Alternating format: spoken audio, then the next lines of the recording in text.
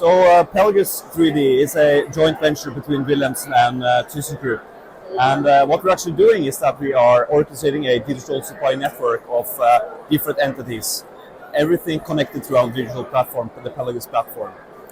We're working closely with the end users, that being the oil and gas operators or the maritime companies, as well as the suppliers, being the OEMs offering parts.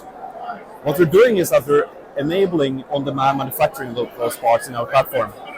So enabling the end users to actually have the parts manufactured on demand through, for instance, additive manufacturing, 3D printing, or also CNC machining or other types of manufacturing method.